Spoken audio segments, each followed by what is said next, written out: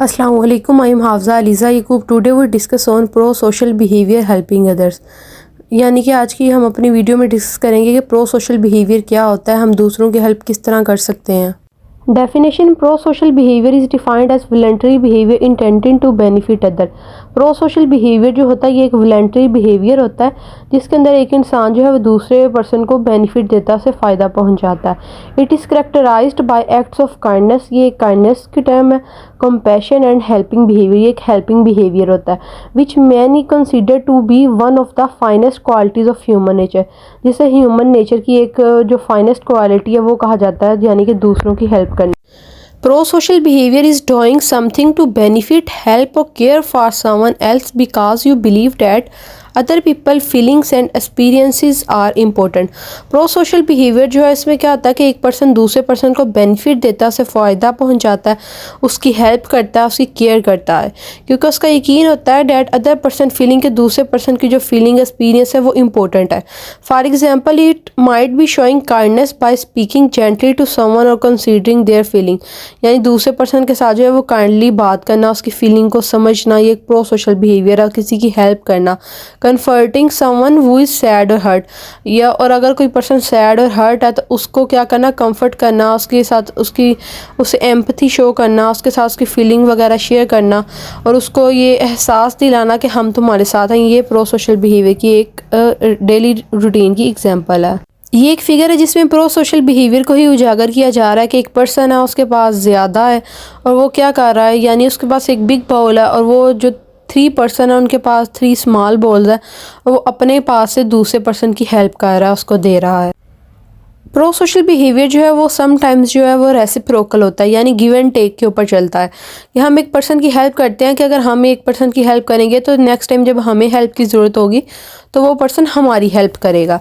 ये भी एक प्रो सोशल बिहेवियर की टाइप है। फॉर एग्जांपल वॉलंटियर वर्क करना, डोनेटिंग मनी डोनेट करना किसी पुअर वन को या जिसे ज़रूरत हो, और हेल्पिंग अ नेबर में move a heavy item of furniture, और हमारे नेबर में वो पर्सन है उसने अपने फर्नीचर को मूव ऑन करना और उसको ज़रूरत है किसी की हेल्प की तो वो जाके हेल्प करना, ये एक प्रो सोशल बिहेवियर है। The most striking type of pro social behaviour is altruism, where a person takes on a cost to help another person with no expectation और possibility of receiving a benefit in return. एक तो होता है कि हम pro social behaviour होता है reciprocal, जो इस तरह चल रहा था कि हम एक पर्सन की हेल्प कर रहे हैं बाद में वो भी हमें रिटर्न करेगा। प्रो सोशल बिहेवियर की एक टाइप है एल्ट्रुइसिज्म, उसमें क्या होता है कि हम विदाउट किसी गिव एंड टेक के, हम ना कोई हमें कोई उम्मीद होती है कि हमने भी इस पर्सन से वापसी रिटर्न में कोई बेनिफिट लेना है, बगैर किसी लालच के, किसी भी एक्सपेक्टेशन के, फिर भी उस पर्सन की जो है हेल्प करना, ये भी प्रो सोशल बिहेवियर की एक टाइप है। Types of pro social behaviour, किस तरह प्रो सोशल बिहेवियर के टाइप्स क्या हैं? केयर करना, किसी की केयरिंग, हेल्प करना, शेयरिंग करना अपनी चीज़ दूसरों के साथ, और वॉलंटरी दूसरे पर्सन की हेल्प करना। Factors affect on pro social behaviour, वो कौन से फैक्टर हैं जो प्रो सोशल बिहेवियर के ऊपर अफेक्ट करते हैं? प्रो सोशल बिहेवियर एक होता है इनबोर्न, कि हमें इनबोर्न नेचुरल टेंडेंसी मिली होती है कि हमने दूसरे पर्सन की हेल्प करनी है, यानी कि हमारे आबाओ अजदाद, हम जब बड़े होते हैं हम अपने पेरेंट्स को देखते हैं दूसरों की हेल्प करते हुए तो वो हमारे अंदर चीज़ आ जाती है। एक प्रो सोशल बिहेवियर होता है बाय इन्फ्लुएंसिंग लर्निंग, हम लर्न करते हैं, हम मॉडलिंग करते हैं, दूसरे पर्सन को देखते हैं, इन्वायरमेंट में चलते हैं, फिर हमारे अंदर वो चीज़ आती है। या पॉजिटिव रीइंफोर्समेंट होती है कि हम ये काम करेंगे तो उसके बदले में हमें कोई रिवार्ड मिलेगा, हमें कोई अच्छा जानेगा। और एक थर्ड फैक्टर होता है जो कि होता है कल्चर वैल्यूज़ जो होती हैं वो क्या है कि हमारा कल्चर इस तरह का है कि इधर अगर किसी को हेल्प चाहिए होती है तो हम उसकी हेल्प करते हैं, यानी अगर कोई हम अपने देहात वगैरह में देख लें जो कि हमारा कल्चर है देहाती इलाकों का, तो वो इस तरह ही चलता है कि अगर एक घर में किसी को ज़रूरत है तो बाकी सारा गाँव जो है उसकी हेल्प करने के लिए पहुँच जाता है, फिर अगर किसी और के घर में कोई ज़रूरत चाहिए हो तो फिर भी बाकी सारे लोग जो होते हैं वो अवेलेबल होते हैं।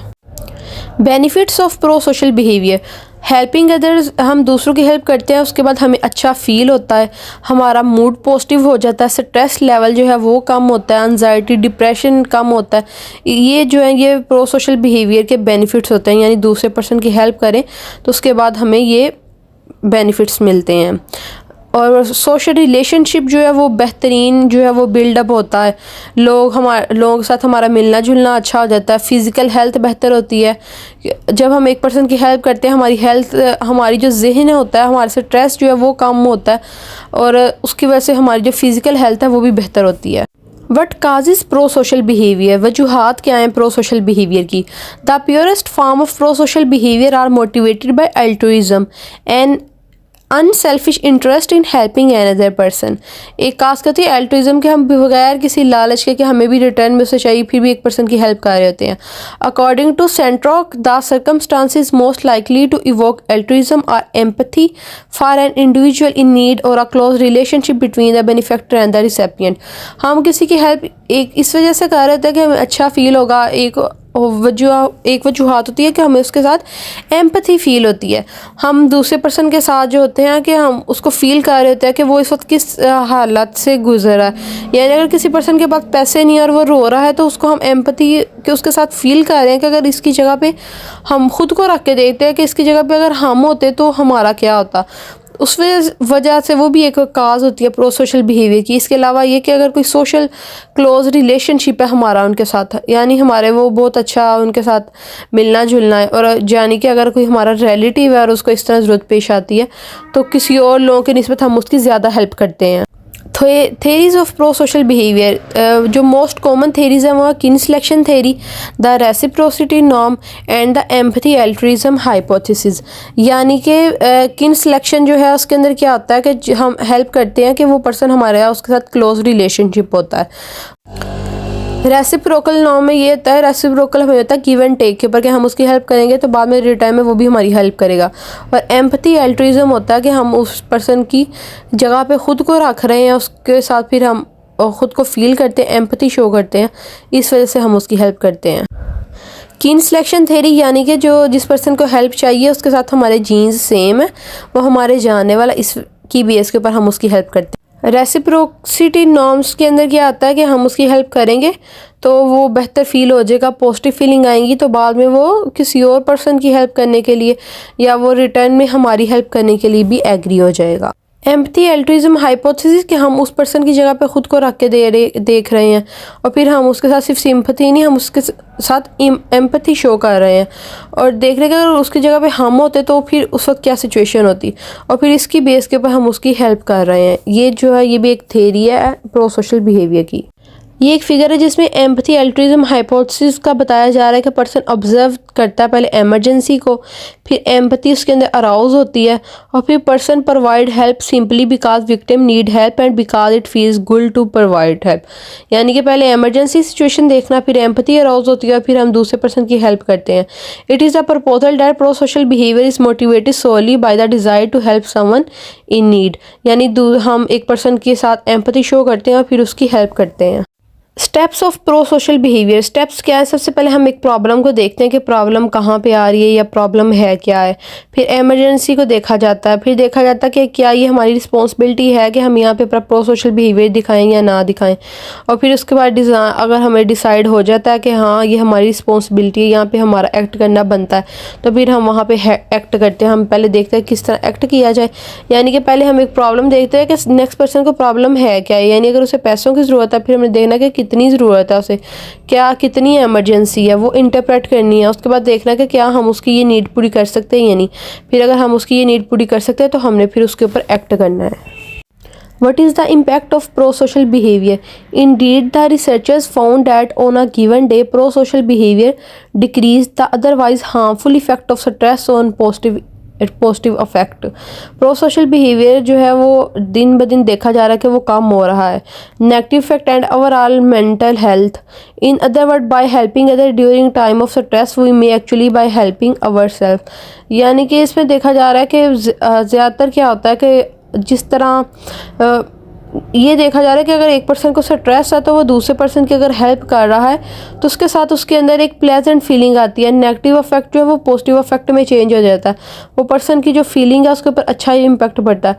तो उस सिचुएशन, स्ट्रेसफुल सिचुएशन के अंदर वो दूसरे की हेल्प करके, ना कि वो सिर्फ उसकी हेल्प कर रहा है उस टाइम पर, वो अपनी हेल्प कर रहा है। जब वो किसी की हेल्प करेगा तो उसके बाद फिर उसे अच्छी फीलिंग आएंगी।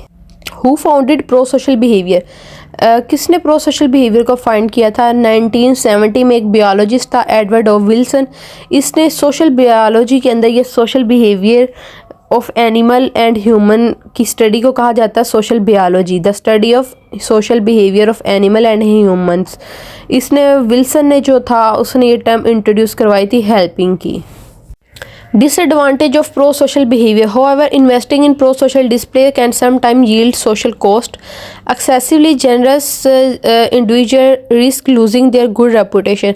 कि एक पर्सन की हम हेल्प करते हैं तो उसके बाद हमारी एक रेपुटेशन वो इतनी नहीं हो रही होती, वो रिस्क में चली जाती है कि वो एक पर्सन जो है वो उसको आदत हो जाती है कि हम उसकी हेल्प करेंगे, फिर जब अगर हम उसकी हेल्प नहीं करते तो वो बाद में हमें दूसरे पर्सन के सामने हमारी रेपुटेशन ख़राब करता कि ये इस तरह का पर्सन है। एंटी सोशली पनिश किया जाता है। As a consequence people frequently try to downplay their pro-social action or hide them from other। इसलिए जो होता है वो ज़्यादातर लोग अपने pro-social बिहेवियर को जो है वो दूसरों के सामने नहीं शो करते।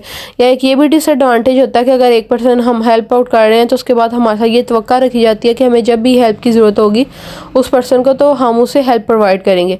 तो अगर हम उस वक्त के ऊपर उसे जो है हेल्प प्रोवाइड नहीं कर रहे या उसकी हेल्प के लिए एग्री नहीं है तो वो भी जो है वो पर्सन हमारे रेपुटेशन को रिस्क के अंदर डालता है और वो कहता है कि ये हमने उसकी हेल्प क्यों नहीं की। ये जो है ये इसके कुछ नेगेटिव इफेक्ट आ रहे हैं सामने, जिसकी वजह से वो, क्योंकि एक पर्सन की हेल्प करना कोई हमारी ज़िम्मेदारी नहीं है, वो एक हमारा प्रो सोशल बिहेवियर है। और अगर उस वक्त हम प्रोवाइड हेल्प नहीं कर सकते तो इसमें कोई इतना मसला नहीं, लेकिन उसके बाद जो हमारी रेपुटेशन रिस्क में चली जाती है और उसकी वजह से मेंटल स्ट्रेस जो है वो सामने आता है। Like the video and subscribe the channel. Thank you for watching.